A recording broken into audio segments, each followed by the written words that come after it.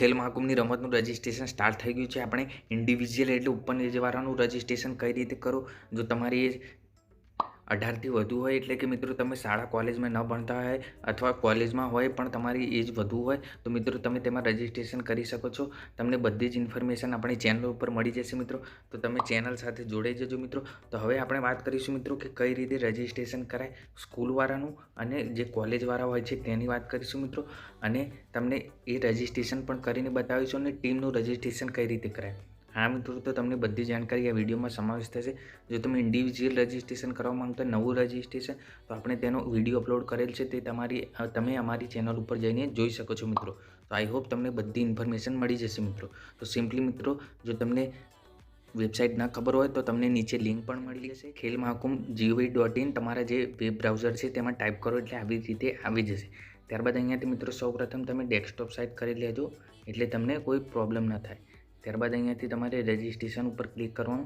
હવે આપણે નવી ટીમનું રજિસ્ટ્રેશન કરીશું.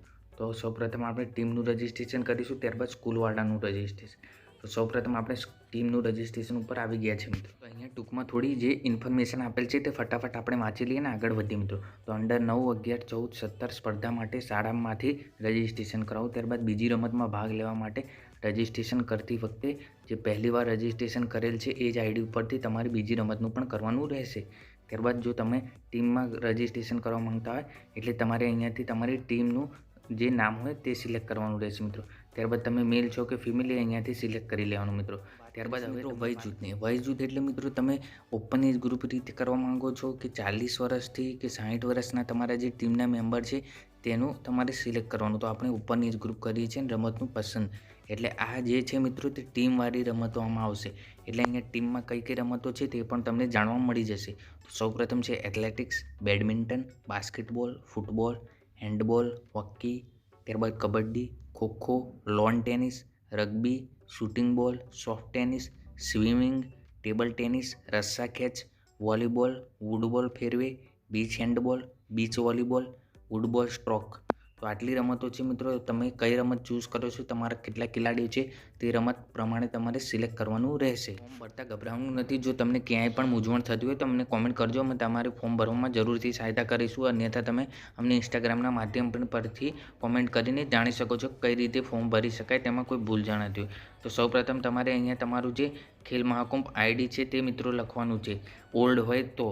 જો હવે તમે નવા છો તો મિત્રો અહીંયા તમારે જે તમારા કેપ્ટન હોય એટલે 2 જણા હશે, તેમાંથી તમારા જો કેપ્ટન હોય તેનું નામ, કેપ્ટનના પિતાનું નામ, કેપ્ટનની સરનેમ, ત્યારબાદ પ્લેયરની જે કાસ્ટ હોય તે.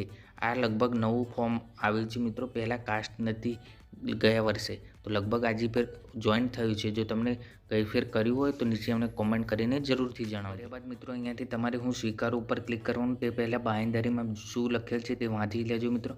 કે જે પણ સ્પર્ધા દરમિયાન જો તમને કોઈ હાનિ પહોંચે તો તેમની જવાબદારી રહેશે નહીં. તમામ જાણકારી જે એટલે તમારી બધી વાલીની રહેશે ને તમારી રહેશે મિત્રો. જે પણ રીતે તમે ક્લિક કરશો એટલે મિત્રો અહીંયાથી તમે જોઈ લેજો કે તમારું જે કેપ્ટનનું ઈમેલ અને મોબાઈલ નંબર છે અને નીચે પણ એવી રીતે જે તમારા પ્લેયર છે તેનું પણ લખવાનું રહેશે.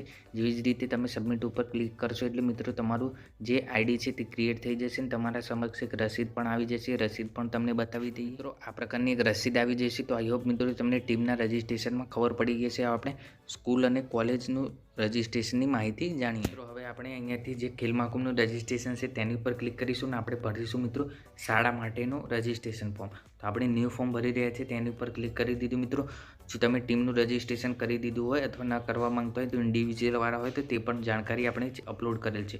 તો સૌપ્રથમ અહીંયા સૂચનાઓ આપણે જણાવી દીધી મિત્રો. તો એ સૂચનાઓ તમે વાંચી પણ શકો છો. ત્યારબાદ રજિસ્ટ્રેશનનો પ્રકાર મિત્રો. તો જો તમે શાળામાં હોય તો શાળા ચૂઝ કરો અથવા તો મિત્રો અહીંયાથી તમે જોઈ શકો છો કે કોલેજ હોય તો કોલેજ ચૂઝ કરો. તો આપણે સૌપ્રથમ જે કોલેજ છે તે ચૂઝ કરીને બતાવીએ. ત્યારબાદ શાળા પણ કરીશું. તો તમારી જે કોલેજ છે તે સેલ્ફ ફાઇનાન્સ છે એટલે પ્રાઇવેટ છે, સરકારી છે, ડિપ્લોમા, આઈટીઆઈ તે તમારે સિલેક્ટ કરવાનું. તો આપણે સરકારી કરીએ. જે પણ તમારી શાળા કોલેજ હોય તેનું અહીંયાથી નામ લખી દેવાનું રહેશે. ત્યારબાદ અહીંયાથી હવે આગળ તમે જોઈ શકો છો કે તમારે પ્રિન્સિપલ હોય, જે પણ તમારા પ્રિન્સિપલ હોય તેમનો મોબાઈલ નંબર, વ્યાયામ શિક્ષકનું નામ એટલે પીટી ટીચર હોય એનો નંબર, ઈમેલ આઈડી બધું જ અહીંયા લખવાનું છે. સરનામું એટલે તમારો જિલ્લો હોય એ સિલેક્ટ કરી લેવાનો. અહીંયાથી તમે જોઈ શકો છો આણંદ. ત્યારબાદ તમારો જે તાલુકા ઝોન હોય તે તમારે પસંદ કરી લેવાનું, ખંભાત.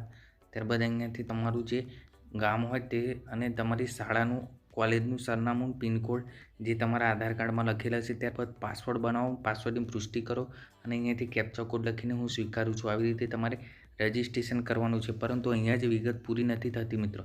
સૌપ્રથમ તમારે અહીંયાથી જે પણ તમારો પ્રકાર હોય, ધારો કે કોઈની શાળા હોય તો શાળાનો જે ડાયસ નંબર હોય છે તે લખવાનો મિત્રો. કોલેજમાં આ પ્રકારનું નથી. હવે મિત્રો ઘણાને એવો પ્રશ્ન થશે કે કઈ શાળાવાળા પાર્ટિસિપેટ કરી શકે, કે સેલ્ફ ફાઇનાન્સવાળા એટલે ગવર્મેન્ટવાળા કરી શકે કે પ્રાઇવેટવાળા પણ કરી શકે. તો મિત્રો બધી જ શાળાવાળા રજિસ્ટ્રેશન કરાવી શકશે. પરંતુ જો તમે એજ એટલી નથી ધરાવતા, 17ની અંદર હશો તો તમારે ત્યાંથી જ કરાવવું રહેશે. એ મિત્રો તમારી રીતે તમારે જે પીટી ટીચર હોય અથવા તમારા જે શિક્ષક હોય તેને જેને મળી શકો છો તે તમારું રજિસ્ટ્રેશન કરાવી આપશે. જો કોઈ અડચણ થતી હોય તો અમને કોમેન્ટ કરજો, અમે તમને સહાયતા કરીશું.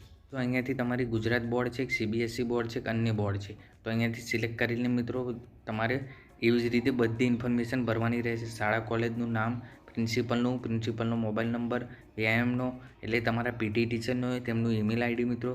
ત્યારબાદ અહીંયાથી જોઈ શકો છો સરનામું, સંપર્ક, અહીંયા તમારું કે એમનું એ તમારી રીતે ત્યાં તમારા શિક્ષક જ ભરી આપશે મિત્રો. ત્યારબાદ અહીંયાથી તમારે બધી ઇન્ફોર્મેશન ભરી દેવાની અને અહીંયાથી તમે રજિસ્ટ્રેશન જેવી રીતે કરશો એટલે મિત્રો ત્યાં પહોંચી જશે.